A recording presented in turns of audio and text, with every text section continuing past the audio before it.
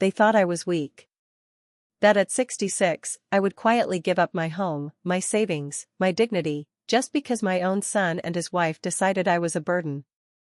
They didn't know I had spent decades surviving, fighting, and loving fiercely. They didn't know that beneath my quiet smile was a storm they could never control. But the day they tried to steal everything from me, everything changed. That was the day I decided, no more fear, no more forgiveness without justice, no more being invisible in the family that was supposed to protect me. You're going to rot here. The only way you're leaving is in a coffin. My own son's voice sliced through me like a blade as he shoved me into that small, worn-down cabin. The crack of my phone hitting the wooden floor was the last sound I heard before the lock clicked from the outside. Just like that, my only lifeline to the world was gone. And I was alone, completely alone. No food, no water, abandoned like something less than human. My heart pounded so violently against my chest I thought it might burst. At 66 years old, after giving every year of my life to this ungrateful son, I found myself trapped by the very hands I once held while teaching him to walk. All while he sailed off on a luxury cruise with Marlene, his wife, and that manipulative mother-in-law who had poisoned him against me for years. But let me tell you how I ended up here, how a woman who once stood at the center of a loving family became a prisoner to her own blood. My name is Ella. For 40 years, I believed I had built a home filled with love and sacrifice. I'd been working since I was 18, a seamstress in a small textile factory downtown. These hands, rough and worn from decades of sewing, were the hands that kept our family alive after my husband abandoned us when Henry was only 8. From that day on, Henry became the reason I woke up before sunrise every single morning. I remember the moment I swore I would give him everything I had. It was a rainy Tuesday in October. He came home crying because the kids at school teased him about his worn-out sneakers. That night, after he fell asleep, I counted the money I'd saved for months to finally buy myself a new dress, and I used every dollar to buy him the best pair of sneakers in the store. The smile on his face the next day was worth more than anything I could have ever worn. And that's how the years slipped by, every extra dollar, every double shift, every moment of rest I gave up, all poured into Henry's future. When he turned 16, I worked myself to the bone to buy him the motorcycle he dreamed of. At 21, I even mortgaged my tiny house so he could get his engineering degree. I never complained. I never asked for anything. I believed a mother's love meant giving everything and expecting only love and respect in return. Henry graduated with honors and landed a wonderful job at a construction firm. I felt like the proudest mother alive watching him leave in the mornings, sharp suit, polished shoes, leather briefcase. My son is a successful professional, I'd tell the neighbors, smiling from a place deep in my heart. For a while, everything seemed perfect. He visited often, took me to nice dinners, and always thanked me for the sacrifices I made. But everything changed the day he met Marlene. The moment she walked into my home, something inside me tightened. It wasn't just her cold, calculating expression, it was the way she looked at my son. As though he wasn't a partner or a husband, but a resource she needed to protect from me. Marlene was 32, tall, polished, with perfectly styled brunette hair and a smile that never once touched her eyes. She worked as an administrator at a private clinic, and from the very beginning, she made it painfully clear that Henry's family, especially me, was beneath her standards.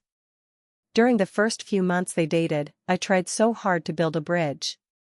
I cooked the meals she liked when they visited. I bought her small gifts with what little I had. I even learned new, complicated recipes just to make her feel welcome. But every gesture was met with a polite, fake smile, or a sarcastic remark that Henry either didn't notice, or worse, chose to ignore. "Oh Ella, don't go to all this trouble," Marlene would say in that sugary voice that always rubbed me wrong. "We don't need all this. We're adults now." But her eyes told the truth, they held nothing but contempt for the older woman who had raised the man she now treated like her personal possession. 2 years later, they got married in a fancy hall that cost over $20,000.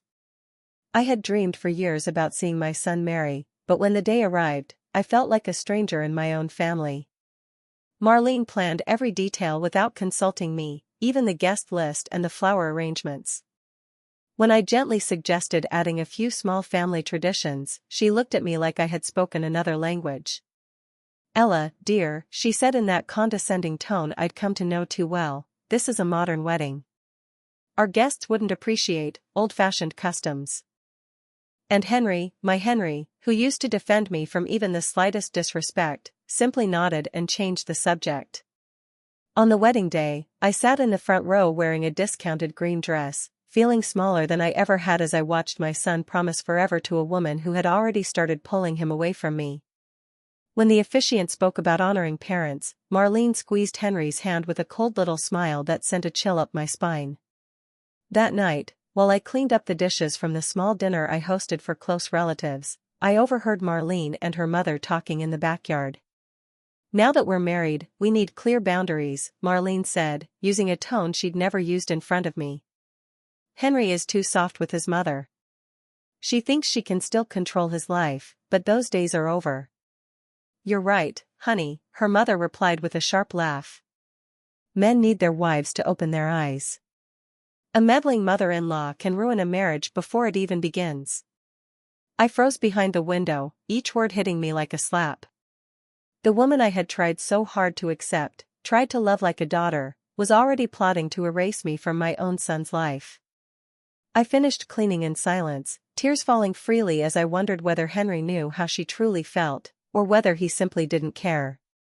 That night, for the first time in years, I went to bed with an ache inside me I didn't know how to soothe.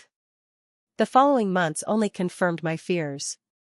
Henry's visits became less frequent, and when he did come, he always brought Marlene, and they always rushed to leave. Conversations that once flowed so naturally between us turned stiff and uncomfortable, constantly interrupted by her subtle, cutting remarks.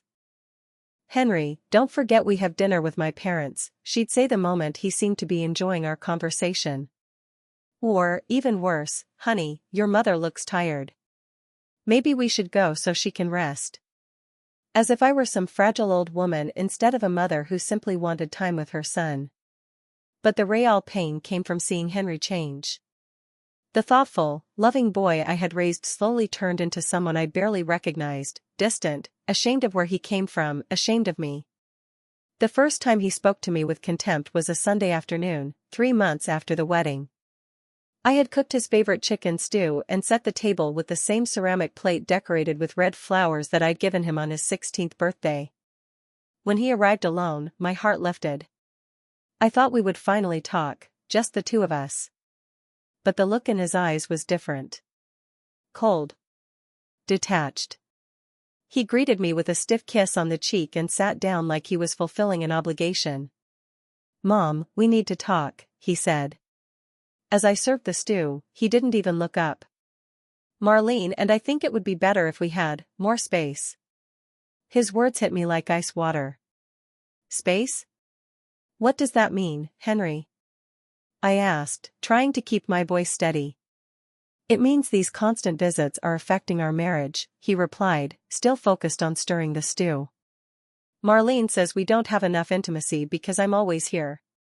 "Henry, you come once a week," I whispered. "How can that harm your marriage?"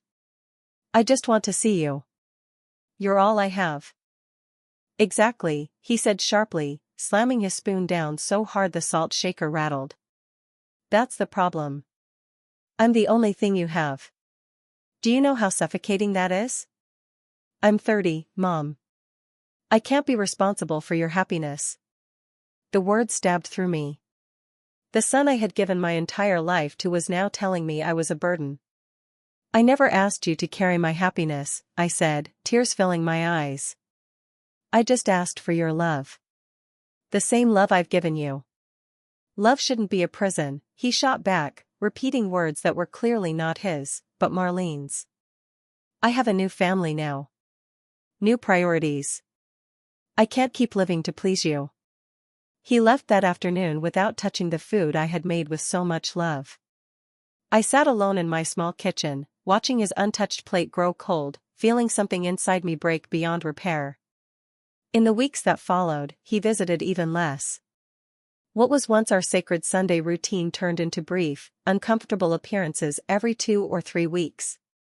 Marlene took control of every conversation, flaunting their new friends, their new plans, their new life, a life where I didn't seem to belong. One day, while sipping the $30 imported coffee I'd bought just to make her feel welcome, she said, "Henry and I are thinking of buying a bigger house. Something in a gated community with better people." She emphasized better people while looking right at me. And Henry, my son who used to defend me fiercely, just kept eating the cake I had baked specially for him. "What about this house?" I asked softly. "The home where he grew up." "Well, it's your house, Mom," Henry said casually. "You can do whatever you want with it. We won't need it." It felt like a slap. My home, our home, reduced to something he wanted to forget. But the worst came next. After Marlene got promoted at the clinic, they planned a celebratory dinner at their new mansion in the gated community they bragged about endlessly. I wasn't invited. I only found out by accident when I called Henry, asking if he could accompany me to the doctor. I'd received an irregular test result, and I was scared. "I can't, Mom," he said in that cold new voice. "Marlene has an important dinner with people from work. It's crucial for her career." "But can't you come with me before the dinner?" I pleaded. "It's just an hour." "I'm scared, Henry. I'm afraid to go alone." "Mom, I need to help Marlene get everything ready. Can't you ask one of your friends to go with you?" "What friends?" I whispered. For years, my entire world had revolved around Henry, his education, his future, his comfort. Meanwhile, the women my age had built balanced lives, grandchildren, husbands, family gatherings. I had only him. And now, even he was slipping away.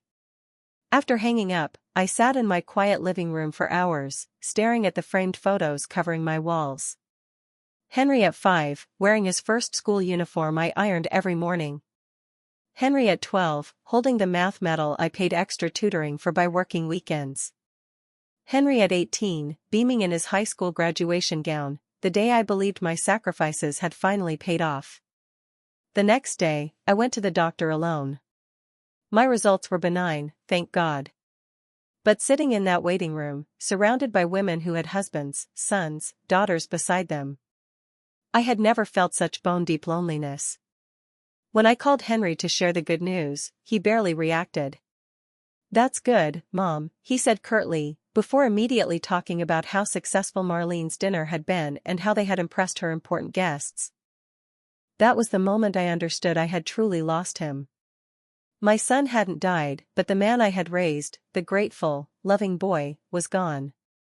In his place stood someone ambitious, hollow, ashamed of his roots, and completely under the control of a woman who wanted me out of his life. Months passed. His visits dwindled to nothing. He only came when he needed something, an important document, a special dish for Marlene's bosses, or money when their new lifestyle outpaced their income. "Mom, can you lend me $5,000? He asked during one of his rare visits. "It's for a new car. Marlene's broke down and she needs something a bit more elegant." $5,000. Nearly all my savings, money I had set aside for medical emergencies or repairs. But, as always, I couldn't refuse my son. "Of course, Henry," I said, my heart shrinking. "When do you need it?" "Tomorrow would be perfect," he smiled, just for a moment looking like the sweet boy he once was. "I'll pay you back in 3 months." He never did. Whenever I reminded him, he had another excuse: unexpected house expenses, Marlene's work trips, more car repairs. Excuse after excuse, until I stopped asking. The day I hit rock bottom was a cold, gray Tuesday in November, 8 months after the loan. I'd been battling a terrible flu for a week. Fever, chills, a cough that tore at my chest. At 66, my body didn't bounce back like it used to. I felt fragile, scared. I called Henry, praying he could come with me to the doctor or at least sit with me for a bit. His answer chilled me. "I can't, Mom. Marlene and I have a really important appointment with the architect about our kitchen remodel. He's the most in-demand guy in the city. We waited months for this. Henry, please, I begged, my voice hoarse from fever. I just need someone with me for a few hours. I feel so weak. I'm afraid I'll pass out. Can't you call a neighbor? He snapped. Marlene says adults need to take care of themselves without depending on others. Marlene says. Those two words had become a knife straight to my heart. I'm your mother, Henry, I whispered, tears mixing with sweat on my fevered face. Since when am I just another to you? Oh, Mom, don't be so dramatic. It's just the flu. Have some tea and rest, you'll be fine. He hung up. No goodbye. I stared at the phone for several minutes, feeling something inside me die completely. The boy I had given my youth, my money, my dreams, my chances at love for, now saw me as nothing more than an obstacle. An inconvenience. That night, trembling with fever and loneliness, I made a decision that changed everything. I couldn't keep begging. I couldn't keep chasing scraps of affection. If I wanted my dignity back, I had to take it myself, even if it meant losing Henry forever. It took 2 weeks to recover. 2 long weeks during which Henry didn't call once, not to ask how I was, whether I needed anything, or even whether I was alive. It was my neighbor, and a 70-year-old widow, who cared for me. She brought medicine, made soups, sat by my bedside when I could barely breathe. Ella, she said one afternoon while helping me change my sweat-soaked sheets, it's not normal for a son to abandon his sick mother. Something is very wrong. She was right. But accepting that meant facing a truth I had run from for months. My son had grown cold, cruel even, and I had allowed it. I had let him chip away at me, piece by piece, without ever drawing a line. When I finally recovered, I decided it was time to reclaim myself. If Henry wanted to treat me like a stranger, I would stop acting like a servant. No more last-minute favors. No more emergency meals. No more loans. No more being available every time he snapped his fingers. The test came 2 weeks later when Henry called as though nothing had happened. Mom, could you make that lasagna Marlene loves?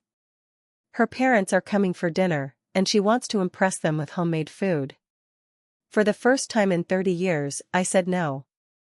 I'm sorry, Henry. I can't. I have other plans. Silence. A long one. Other plans? He repeated, stunned. What kind of plans could you possibly have? My own, I answered firmly. And I'm not available whenever you need something, especially not after you didn't care whether I was dead or alive during my illness. It was just the flu, he snapped. Don't make everything dramatic. A flu that could have killed me, I said. And you didn't even call. Marlene said giving you space was better, he lied without hesitation. Marlene says. Marlene thinks. Marlene believes. I finally broke. When do you start thinking for yourself, Henry? When do you remember you have a mother who loves you? Don't start your drama, he yelled. If you don't want to help with a simple meal, fine. But don't guilt-trip me. He hung up hard, leaving me shaking. But for the first time in months, I felt something close to relief. The days that followed were strange. Part of me felt guilty for finally telling my son no, but another part of me, a part one thought had died years ago, felt free. I didn't have to wait by the phone for his occasional calls. I didn't have to emotionally brace myself for his cold, rushed visits. For the first time in a long time, my home felt like mine again. I used that new freedom to reconnect with and a few neighbors I had ignored while pouring my entire life into Henry. I took afternoon walks, tended my little garden, and finally opened the books I had collected but never had time to read. Slowly, very slowly, I began to remember the woman I used to be, long before I became nothing but Henry's mother. But my son wasn't ready for this new version of me. 3 weeks after our argument, he showed up at my door without warning. Marlene was with him, wrapped in some expensive designer outfit that probably cost more than my monthly salary back at the factory. His face was full of anger. "We need to talk," he said, walking in without even waiting for an invitation. Marlene followed close behind him. "Of course," I said, my voice edged with sarcasm. "Make yourselves comfortable." But I forced myself to stay calm. "How can I help you?" Henry sat in the same armchair where he used to curl up as a little boy while I read him bedtime stories. "What's going on with you lately?" he snapped. "First you hang up on me, then you refuse to make a simple meal. And now the neighbors say you're talking bad about us." "Talking bad about you?" I blinked, genuinely confused. "What exactly did I say?" Marlene jumped in, her voice sugar-coated but dripping with poison. "And told her sister you said Henry abandoned you when you were sick. Do you realize what that kind of gossip could do to his reputation at work?" I stared at them, stunned. Yes, I had spoken to and about my disappointment, but I never imagined my private hurt would travel so far, or that my son would care more about his reputation than my feelings. "Your reputation?" I said, looking straight at Henry, ignoring Marlene entirely. "That's what concerns you? Not the fact that your mother felt abandoned?" "Oh, please," Marlene scoffed. "Ella, you're 66. Stop acting like a teenager desperate for attention." The silence after her words was suffocating. I looked at my son. I waited for him to defend me. To say she had no right to disrespect me in my own home. To remember everything I had done for him. But Henry just stared at the floor like a scolded child. His silence hurt worse than any insult his wife could have thrown. "I see," I said quietly. "You're going to let me be disrespected in my own house." He finally lifted his head, and instead of guilt, I saw only irritation. "Mom, she's not disrespecting you. She's telling you the truth. You can't keep acting like the victim." "Victim?" I stood, anger rising from a place deep inside me. "I'm a victim because I expected a shred of respect from my son? Because I wanted you to care if I lived or died while I was burning up with fever?" "It was just the flu," he shouted back. "You can't expect me to put my whole life on hold for that." "It wasn't just the flu," I cried. "It was your mother, sick, scared, alone, asking her only son for help." I felt tears burning down my cheeks. "I worked double shifts to put you through college. I mortgaged my house to give you a future. I gave up every chance at happiness so you could have everything." "No one asked you to," he said coldly. "That was your choice." His words hit like a punch straight into my chest. For a moment, everything around me went still. "You're right," I finally said, my voice calm and icy. "No one asked me. They were my choices. The foolish choices of a woman who believed that a mother's love meant giving everything and asking for nothing." Marlene smirked, pleased to see me break. Henry took my silence for surrender. "Good. Maybe now you can live your own life instead of interfering with mine." "Oh, I will," I said, suddenly steady. "In fact, I'll start right now." I walked to the small table where I kept important documents and pulled out the will I'd been avoiding for months, the one that left everything I owned to Henry. "You're right, son," I said, holding it up. "My sacrifices were my decisions. And this inheritance, this is my decision too." "What are you doing?" Henry asked, panic flickering across his face. "I'm correcting my mistakes." I walked to the shredder and slowly fed the will into it. "Mom, wait," he shouted, lunging forward. But it was too late. The paper dissolved into thin strips, like confetti celebrating my freedom. "What did you just do?" Marlene shrieked, suddenly losing her fake composure. Her concern was no longer about reputation. It was about money. "I did what my son asked," I said with a peaceful smile. "I finally made a decision that didn't revolve around a love he doesn't return." Henry stared at the shredded pieces, pale and speechless. "You can't do that," he whispered. "I'm your only son." "Exactly," I said. "And you just told me every sacrifice I made for you was a mistake. So now, I'm fixing those mistakes."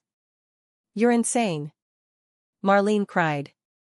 No, I said softly. This is what happens when you hurt someone for so long that they finally remember they deserve better.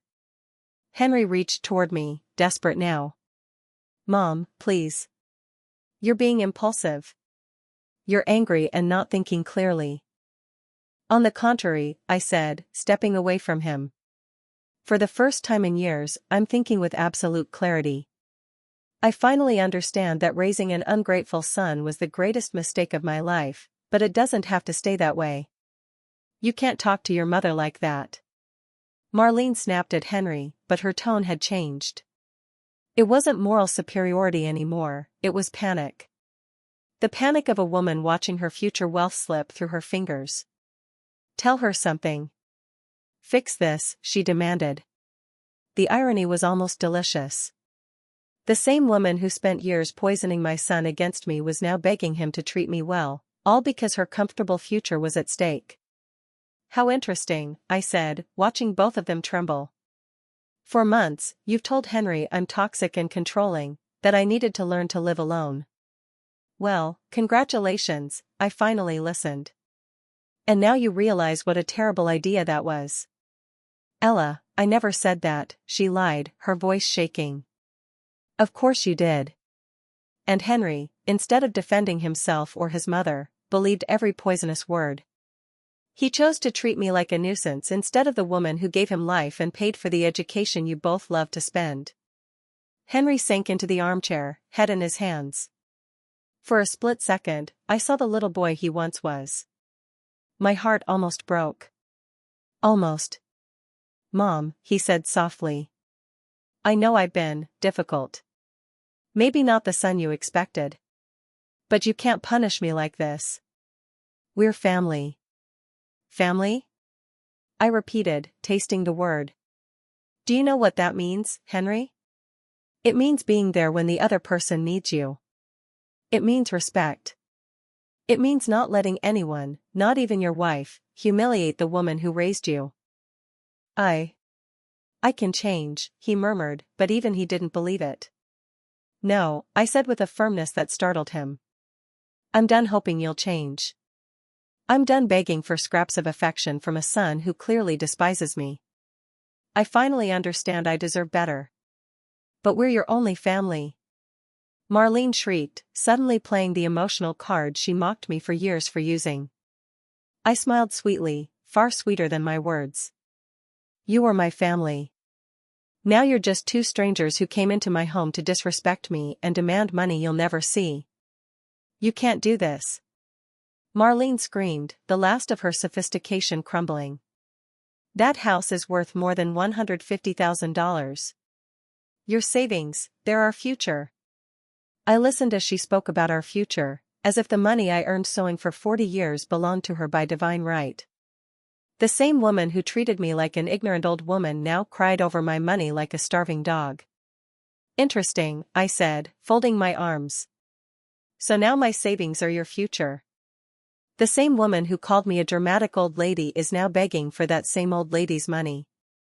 Henry shot up from the chair, his face twisted into something I had never seen before. Panic, anger, and something close to a threat. Mom, you're going to reverse this right now, he said in a low, dangerous voice that reminded me of his father at his worst. You're going to call your lawyer and write a new will with me as the only heir. Or what? I asked calmly. What exactly are you going to do if I don't, Henry? You'll find out what it means to be alone, he said, walking toward me slowly. Do you think anyone will take care of you when you're a frail old woman? Do you think you'll keep this house at 80 when you can't walk? His words should have hurt. They didn't. The woman who had endured months of humiliation had died in the last 20 minutes. Someone stronger had taken her place. I'd rather die alone in a nursing home, I said, than live as the emotional slave of a son who despises me. I'd rather strangers take my money than give it to someone who treats me like garbage. You're insane. Marlene shrieked. Henry, do something. I haven't lost my mind, I said, walking to the door. I finally found it. And now I'm kindly asking you both to leave my home. We're not leaving until you fix this, Henry said, planting himself in the center of the living room like he owned it. Then I'll call the police and let them explain trespassing, I replied, heading for the phone. Don't you dare, he shouted, yanking the receiver from my hand with a violence that made my heart jump. For the first time, I felt a flicker of fear. The man in front of me was no longer my son, he was a stranger cornered by greed. Give me back that phone, I said, keeping my voice steady. Not until you calm down, he said, holding it out of reach. You're going to sit, breathe, and talk like an adult. Civilized adults? I laughed bitterly. You, the man who just snatched a phone from his 66-year-old mother? It's for your own good, he barked. Ah yes, Marlene's favorite line. She'd said it to me many times while justifying her cruelty. For my own good, I repeated. Everything you've done to me for 30 years has been for my own good. Marrying a woman who hates me? For my own good. Abandoning me when I was sick? For my own good. Humiliating me in my own home? For my own good. Marlene stepped forward with her fake, sugary smile. Ella, sweetie, he just wants what's best for you. We all do. I stared at her, stunned by the stupidity of the lie. You want what's best for me? You, the woman who spent 2 years turning my son against me? Who called me a dramatic old woman?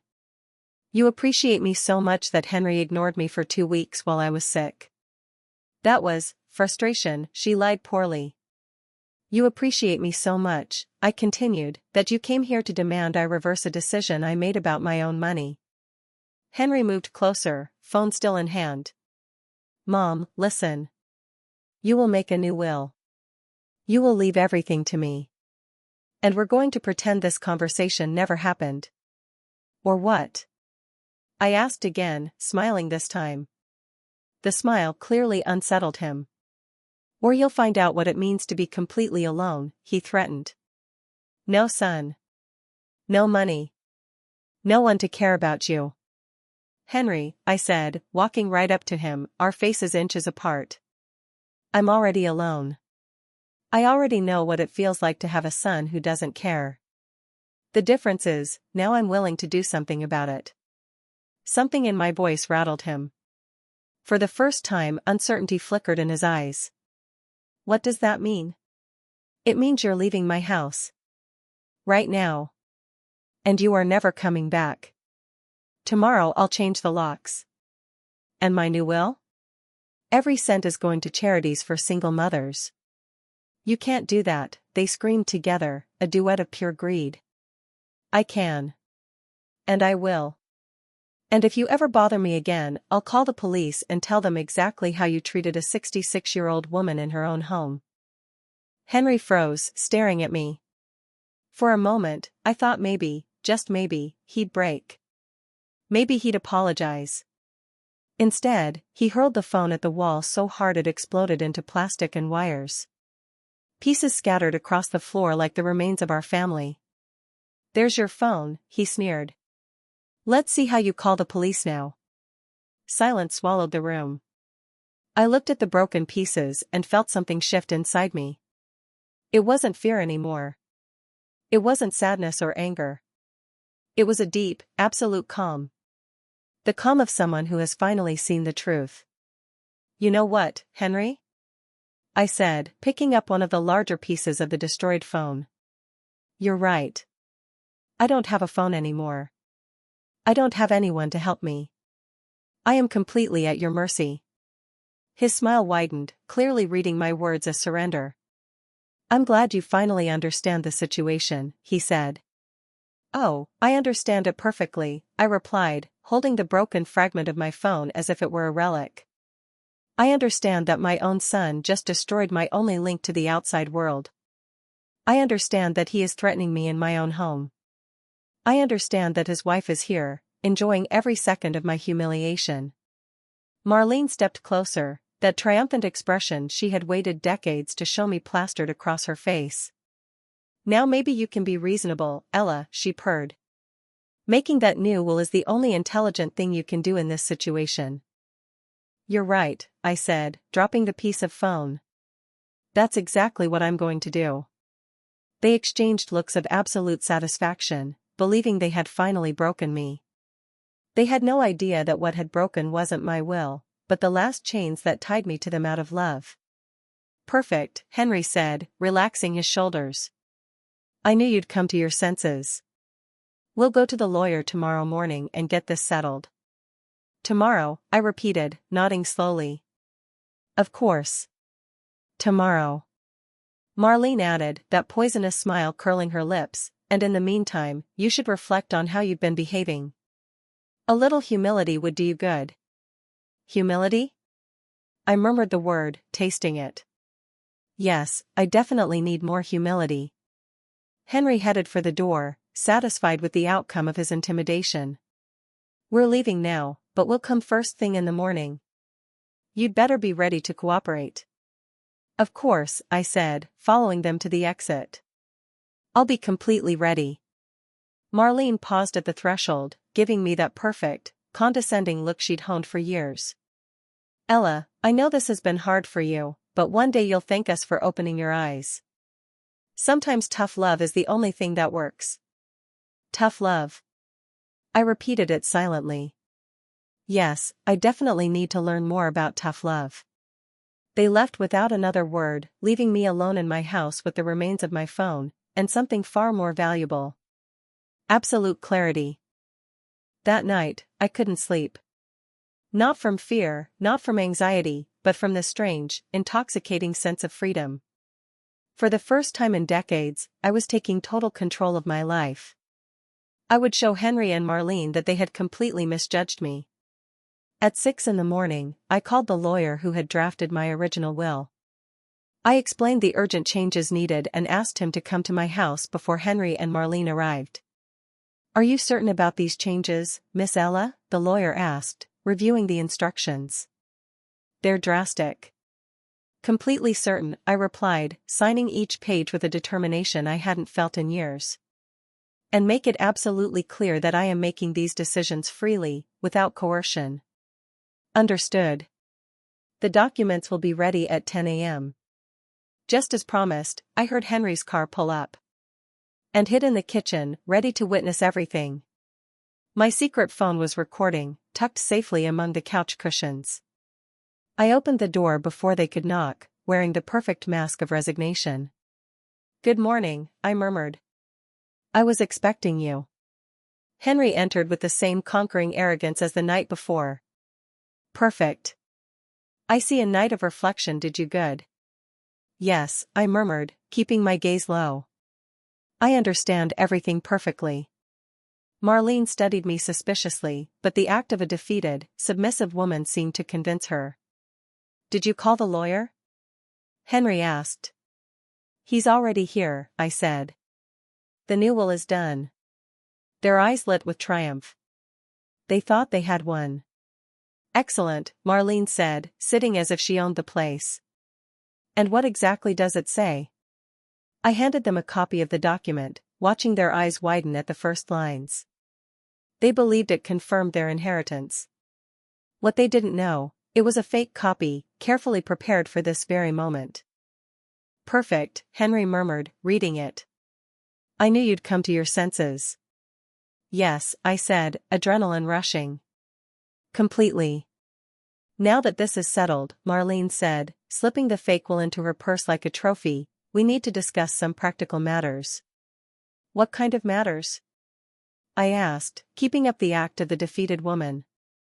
Well, Henry chimed in, making himself comfortable in the armchair, now that this property will eventually be ours, we've been thinking, maybe it's time for you to move somewhere more suitable for your age. Appropriate for my age? I repeated, my voice calm, though beneath it, rage boiled like molten steel. Yes, Mom, Henry said smoothly. A place where you can receive the care you need. A senior living facility.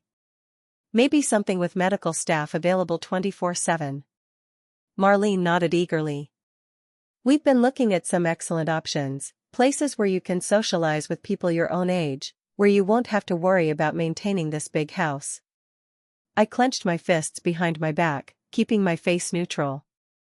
I see, I murmured. And when would I have to make this transition? Henry exchanged a knowing look with his wife. The sooner the better. This house needs major renovations if we're going to sell it at its true value. Sell it? I asked, feigning confusion. But I thought you wanted it for yourselves. Oh, no, Marlene said with a laugh that made my teeth grind. This house is too old, too small for our needs. But the lot, it's excellent, very well located. With the right renovations, or better, by demolishing it and building something modern, we could get almost $400,000. $400,000. The cold, ruthless truth spilled out in one sentence. Not only did they plan to evict me, but they wanted to erase every trace of my life, the memories I had built within these walls, the years I had poured into raising my son. $400,000, I repeated slowly, savoring the words. That's a lot of money. Exactly, Henry said, smiling. And with your savings, $50,000 according to the will, we'd have over $500,000, enough for Marlene and me to buy our dream home in the best neighborhood in the city. The house of your dreams? I murmured. Each word was a slap across my face. And where do I fit into these dreams? You'll be perfectly cared for at the facility, Marlene said, dripping with condescension. Food, a roof over your head, medical attention, what more could a woman your age want? I inhaled slowly. What more could I want? Maybe respect. Maybe gratitude. Maybe for the son I sacrificed my life for not to treat me like an old piece of furniture to be discarded. Henry glanced at Marlene. We've already made calls. There's a very good facility on the outskirts of town with immediate availability. We could take you tomorrow morning to check it out. Tomorrow? The speed of my exile took my breath away. Mom, Henry said with the forced patience of someone speaking to a difficult child, the longer we wait, the harder it will be for you to adjust. Better to rip off the Band-Aid. A metaphor for uprooting me from my home, my memories, my life. Marlene added, we've already contacted contractors for appraisal. One can come next week, but the house needs to be available. Available? I repeated, savoring the word. Yes, she said, smiling without shame. I stayed silent for several minutes, pretending to process everything. In truth, I was savoring every second, the cruelty, the greed, the contempt hidden behind their masks. You know what? I finally said, rising deliberately. I think you're right. I should accept the reality of my situation. Henry and Marlene visibly relaxed, certain of my surrender. I'm glad to hear you say that, Henry said, standing. I know it's difficult, but in the end, you'll be happier this way. Happier? I nodded slowly. Yes. I'll be happier. So tomorrow we'll see the facility? Marlene already had her phone out, arranging logistics. Tomorrow, I said. But first, there's something I need to show you. Something important I found while organizing my things for the move. What is it? Henry asked, suddenly alert. It's in the basement, I said, walking toward the stairs. Something that belonged to your grandfather, a family keepsake you might want. Curiosity outweighed caution. They followed, descending the creaking wooden stairs into the shadows. I flicked on the stair light, leaving the rest of the basement in darkness. Be careful where you step. At the bottom, I switched on the main light. The basement revealed what I had been preparing for months, a private sanctuary transformed into a vault of evidence. What is all this? Marlene demanded, eyes widening. The walls were covered with photographs, documents, newspaper clippings, not sentimental keepsakes, but proof. Proof of bruises from past shoves, unpaid loans, and recordings of their cruel, contemptuous conversations. This, I said calmly, is my archive. Everything you've done, said, and planned, here it is. Henry walked up to a wall, reading, his face draining of color. Mom, what is this? Why? Why? I finished his question. Because I knew one day I'd need proof of who you really are. Marlene shrieked, trembling. You can't record private conversations. In my home? I smiled. I can. And given this is documentation of emotional and financial abuse, any court would consider it justified.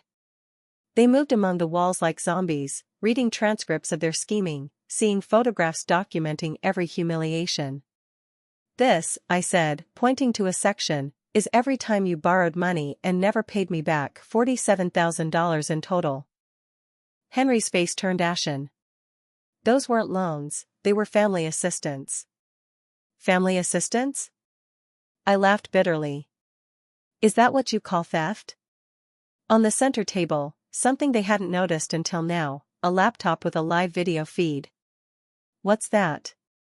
Henry asked, stepping closer.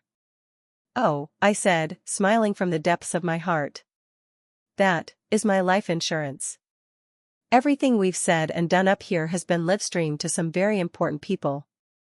The screen lit up with multiple video windows, a lawyer specializing in elder abuse, a social worker, and, to my ultimate satisfaction, Mark, my neighbor and investigative journalist.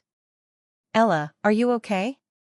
Do we need to call the police? The lawyer asked, her voice sharp through the screen. I'm fine, I said, my eyes locked on Henry and Marlene, who were frozen in pure horror. In truth, I had never felt more alive. Turn that off. Marlene screamed, lunging for the computer. But I was faster, shutting it down before she could touch it. Too late, I said calmly. Everything's recorded and saved in multiple places. Your plans to put me in a facility, your talk of demolishing my house, your $400,000 scheme, every word.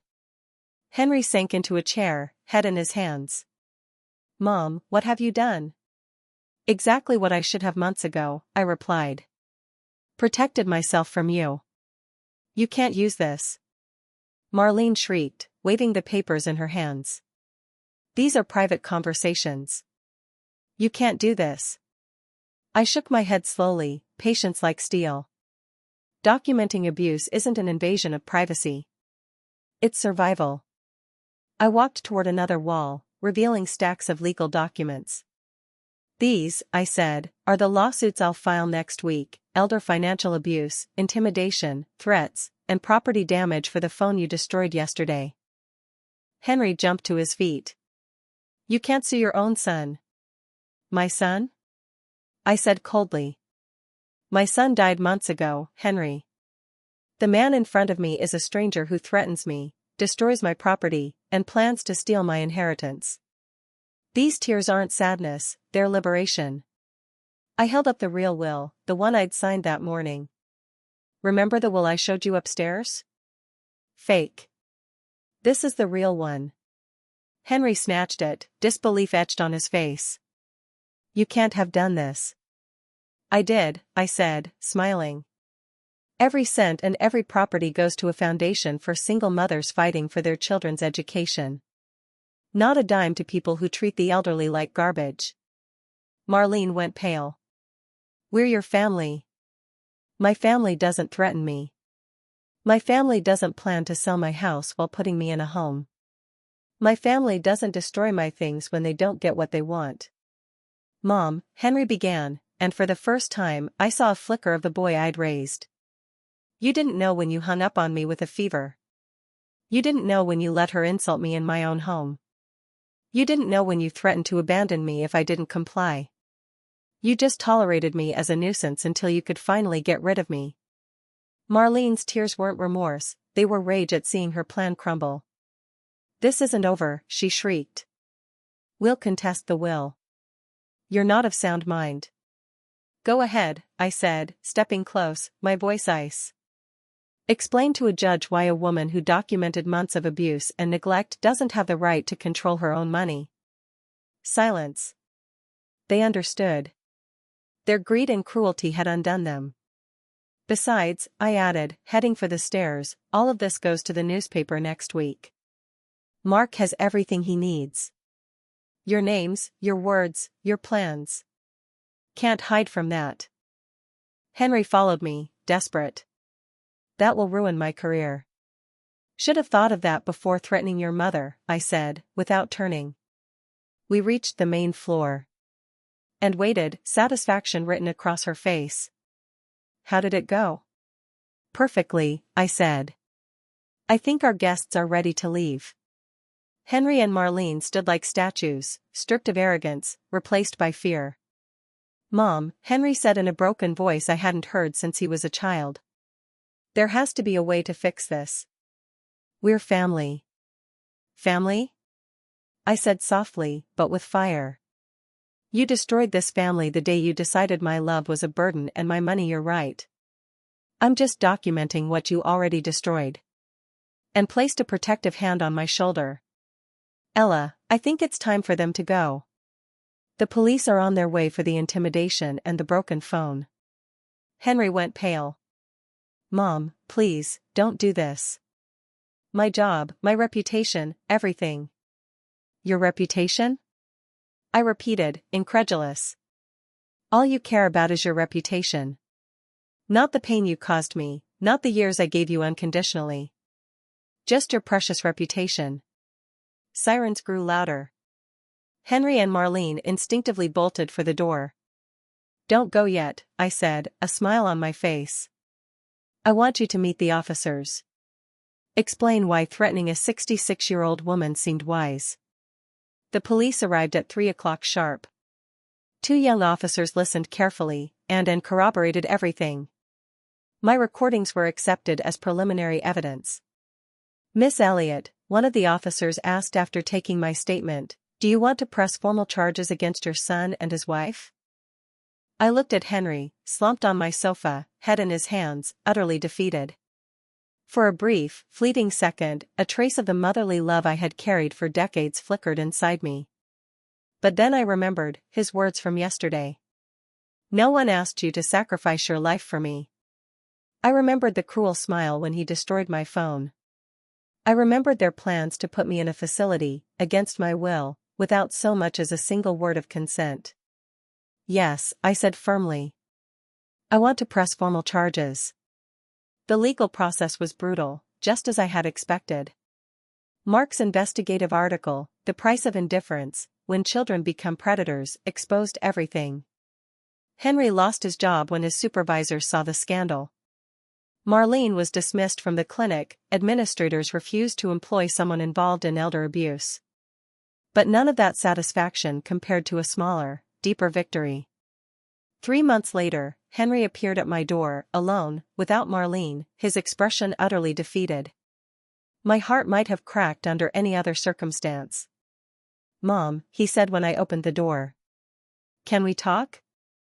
I studied his haggard face, the dark circles, the way he had aged years and weeks. No, I said simply. Please, he pleaded, tears streaming down his cheeks. I've lost everything. My job, my reputation, my marriage. Marlene left me. I have nothing.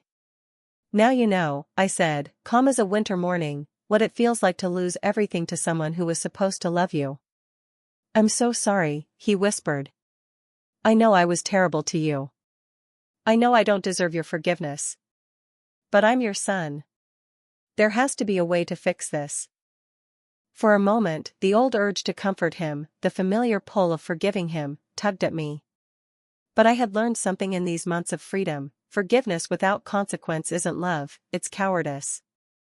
Henry, I said, keeping the door ajar, for 30 years, I forgave every cruelty, every insult, every time you treated me as if I were less than everything else in your life.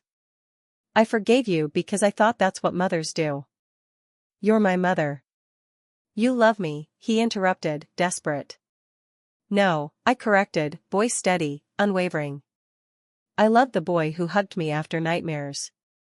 I loved the young man who promised to repay all my sacrifices. But that boy, that young man, died long ago. What stands before me now is a stranger who chose greed over love, cruelty over gratitude. Can I change? He shouted. Can I be the son you want? I don't want you to change for me, I said, beginning to close the door. If you change, let it be for yourself, because you see the person you've become is despicable. But it is no longer my responsibility to fix you. Mom, please. He shoved his foot in the door. You can't abandon me. I'm your only son. You abandoned me, I said softly but firmly. I'm simply acknowledging it now. I pushed his foot gently aside and closed the door. I stayed there for several minutes, listening to his sobs, his desperate pleas, the echo of a man who had once been my reason for living now shattered on my porch. Part of me ached to open the door, to comfort him, to forgive as I had 1,000 times before. But a stronger part of me, reborn in that basement of evidence, the part that finally valued itself, stood firm. I heard his footsteps fade, a car engine start, and then silence. And met me in the kitchen with a cup of hot tea, her smile proud. How do you feel? She asked. Free, I replied, taking the cup in hands that no longer trembled. For the first time in 30 years, I felt entirely free. That night, as I prepared for bed in my house, which no one would take from me again, I reflected on everything. I had lost my only son, but I had gained something infinitely more precious, my dignity. At 66, I had learned that self-love is not selfishness, it is survival. That setting boundaries is not cruelty, it is a necessity. That sometimes the only way to save what remains of your soul is to cut the ties that destroy you. I had given everything to a son who saw me as a walking ATM. Now, for the first time in decades, I was giving everything to the only person who truly deserved it, myself. And this time, it thrilled me.